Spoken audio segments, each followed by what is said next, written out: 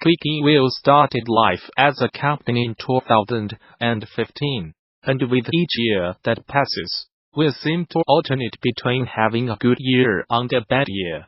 We started out 2016 with a publishing deal and the energy of a new company. 2017 was a tough year at the start since Political Animals had flopped, and we were on the verge of shutting down. The successful launch of Academia School Simulator in late 2017 meant that we were riding high at the start of 2018. We were all set to continue that trend into 2019 until Steam decided to play with its algorithm and wreak havoc on our financial projections. But before we do a deep dive into that whole situation, let's go over what happened in 2018, when we successfully launched Academia School Simulator in 2017. The exhilaration was soon followed by a sobering realization. We had basically committed ourselves to working on this game for the next couple of years. Launching a game usually comes with the catharsis of no longer having to be consumed by that same game afterwards. But with early access you do not get that catharsis. You just kind of keep grinding on. If you do not have a set deadline, the idea of the finish line being endlessly out of reach can certainly be daunting. One solution to this is to break up development in 12 milestones, with each milestone having a set number of specific mechanics that must be finished before you can move on to the next milestone. This way you can beat the completion high that a full game gives you, and you can organize some marketing around the launch of each milestone. We sort of half-assed our Alpha 2 because I pushed the team into doing it just a month or two before the actual launch. But we'll have a much better planned Alpha 3 being prepared for early 2019. I was pretty down on conventions in 2016, seeing as how we saw very little success with them while promoting Political Animals, despite the keen interest we saw during the actual events. There's a Gamasutra article detailing this issue with much more clarity. But the TL drive is that people at game conventions are conditioned to be pretty hyped already by virtue of being at the convention. So all of the good vibes you are getting from their playthrough of the game may be legitimate, but it's no way an indication of how good the game is or how well it will sell. This is not to say all of the pre-launch marketing and convention hopping every developer does is pointless. It's just not worked out for us. That said, conventions are good for other things, including team building, morale boosting, developer networking. Shout out to all the cool developers we met and hung out with in 2018, and exploring different markets. We achieved all of those things by going to conventions in Taiwan, Summer Game Show, Japan, Bit Summit, and TGS, Korea, Bigfest, and our home convention of X in the Philippines. One of the cool things about being in early access is that you can combine marketing with key sales. We were able to subsidize a lot of our travel costs by selling Steam keys. TGS, Tokyo Game Show, is a terrible show for indies. The way the booths are arranged is super cramped, and the developers next to us ended up unintentionally crowding into our booth space. Most of the people and press going there are going for the big AAA games. Even with the free booth, I would not go back to TGS. Bit Summit in Kyoto is a much better show that is more focused towards indies. Even if the foot traffic is much smaller, it is also self-selecting, and we got way more in terms of Steam key sales there. Kyoto is a much smaller city, and the atmosphere is such that the developers much more freely mingled with each other. Whereas with TGS, there was more obvious segmentation between different devs. The Taipei Summer game show was a bit of a revelation.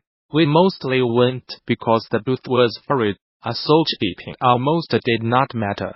Taipei is less than 2 hours away from Manila, and can cost less than $100 to fly to. We sold even more Steam keys than we did at Bit Summit, which was a bit of a shock to us. One of the organizers said that the attendees probably do not get a lot of PC games coming into town, so the novelty of having a game that was available on Steam showing its wares helped boost interest in us. Many of the people that got a Steam key had mentioned that they did heard of the game before, and the fact that the venue was tiny and packed certainly helped get a lot of people in front of our booth.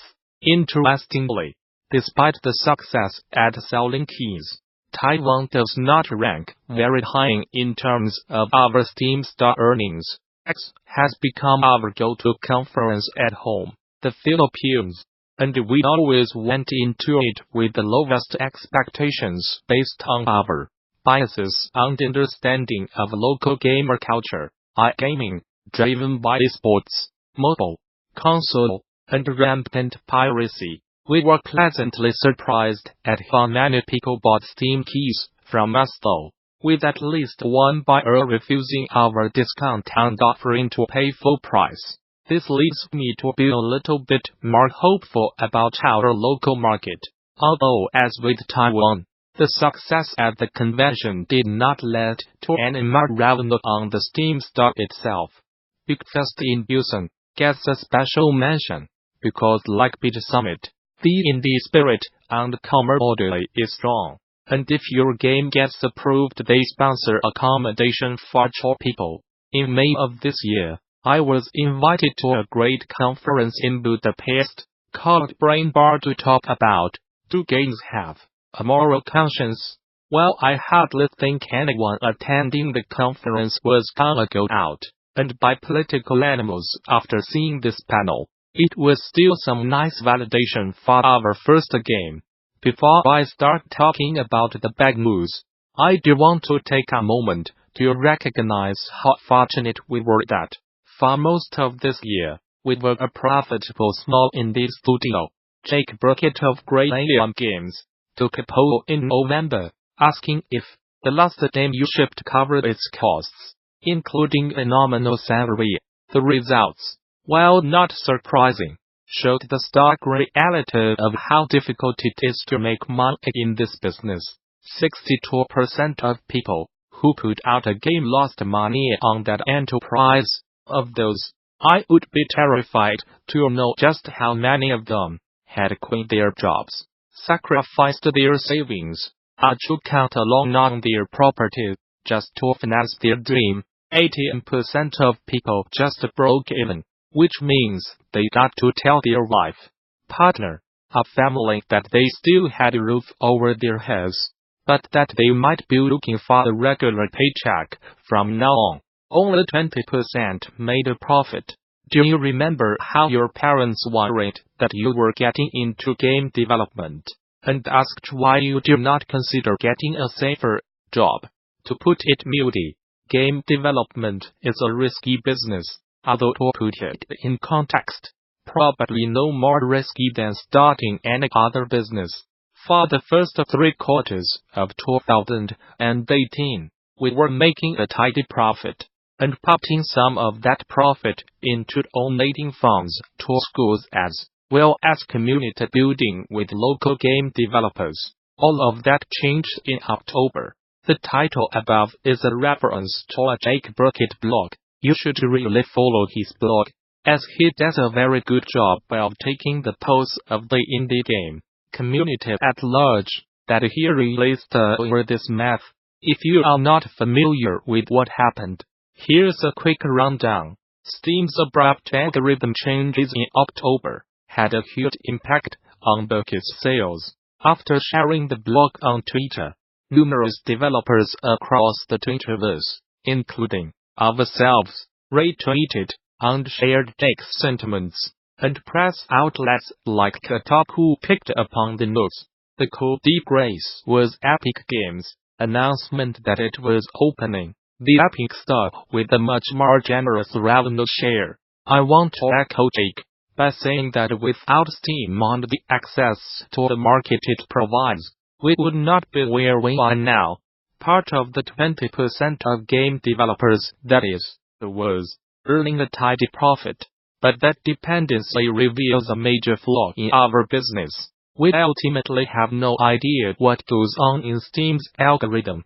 This is done to keep devs from gaming the system, but also means we have no idea what to do to improve our chances of the algorithm sharing our game with Steam's user base. And these changes can have a huge impact. For us specifically, the first month of changes saw our revenue drop to around 40% lower compared to our weakest month so far, and the second month saw our sales revenue drop to around 65% lower than our weakest sales month.